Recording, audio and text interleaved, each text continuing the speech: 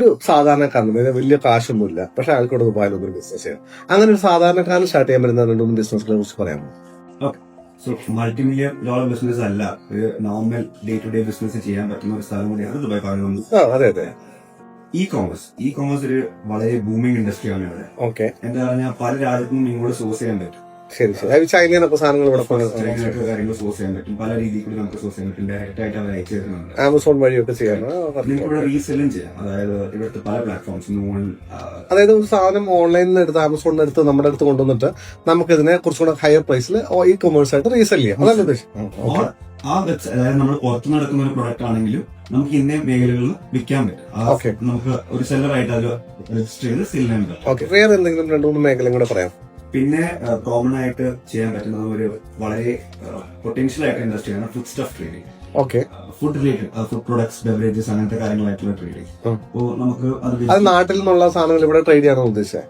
നാട്ടിൽ നിന്നാവാം, ഇല്ല പല കൺട്രീസിൽ നിന്നാലും നമുക്ക് ഇതേപോലെ നാട്ടിൽ നിന്ന് ഒരാൾ മസാല ഉണ്ടാക്കാൻ നോക്കിയാൽ മസാല അവർക്ക് ഇവിടെ ട്രേഡ് ചെയ്യാൻ പറ്റും. Food stuff. ഓക്കെ. ഓൾറെഡി അവിടെ അവർ ചെയ്യുന്ന പ്രൊഡക്റ്റ് ആണെങ്കിലും അല്ലെങ്കിലും ഇവിടെ അതൊരു പ്രൊഡക്റ്റ് ആയിട്ട് അവർക്ക് രജിസ്റ്റർ ചെയ്യാം. ലുലുൽ അങ്ങനെയുള്ള ഷോപ്പിംഗ് മാൾസിലൊക്കെ ലൈസൻസ് ചെയ്യാം, പ്രൊഡക്റ്റ് രജിസ്റ്റർ ചെയ്യാം, അവർക്ക്. ഓക്കെ. പിന്നെ ഒന്നും കൂടെ പറയും. പിന്നെ ഇവിടെ കുറച്ച് അധികം കാലമായിട്ട് വെരി റീസെന്റ് ടൈംസ് ഇവിടെ ടാക്സ് ഇൻട്രൊഡ്യൂസ് ചെയ്തിട്ടുണ്ട്. ഓക്കെ. വേൾഡ്സ് ലോവസ്റ്റ് ടാക്സ് ആണ്. അന്ന് ടാക്സ് ഇവിടെ ഒരു 5% ടാക്സ്.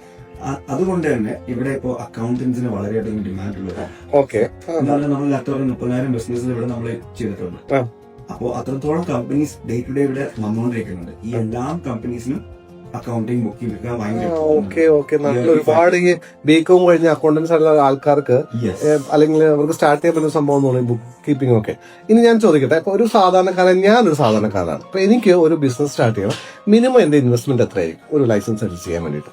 ഒരു 2.5 lakh to 3.5 lakhs എന്നൊരു വളരെ അപ്രോക്സിമേറ്റ്. ഏറ്റവും കൂടുതൽ നാട്ടിലൊരു 3 ലക്ഷം രൂപ ഉണ്ടെങ്കിൽ അത്യാവശ്യം ലൈസൻസ് എടുത്ത് അതിലൊരു വിസ ഒക്കെ ഉണ്ടാവും. ഒരു വിസ ഉണ്ട്. അപ്പൊ ഒരു 3 ലക്ഷത്തിന് സ്റ്റാർട്ട് ചെയ്യാൻ പറ്റും. ആ പ്രോസസ് ലൈസൻസ് എടുക്കുക, വിസ എടുക്കുക, ബാങ്ക് അക്കൗണ്ട്. ഇനിയിപ്പോ വിസ ഇല്ലെങ്കിലും നാട്ടിലിരുന്നുകൊണ്ടും നമുക്ക് ലൈസൻസ് ഉണ്ടെങ്കിൽ ഇവിടെ ഒരു ബാങ്ക് അക്കൗണ്ടിൽ ചെയ്യാൻ പറ്റും അല്ലെ? ബാങ്ക് അക്കൗണ്ട് ബുദ്ധിമുട്ടാണ്. ബാങ്ക് അക്കൗണ്ട് വേണമെന്നുണ്ടെങ്കിൽ ഇവിടുത്തെ വിസ വേണം, റെസിഡന്റ് വിസ വേണം. എന്ന് വെച്ചാൽ ഇവിടെ താമസിക്കണം എന്നുള്ള നെസസിറ്റി ഇല്ല, പക്ഷെ വിസ വേണം. വിസ വേണം. ഓക്കെ.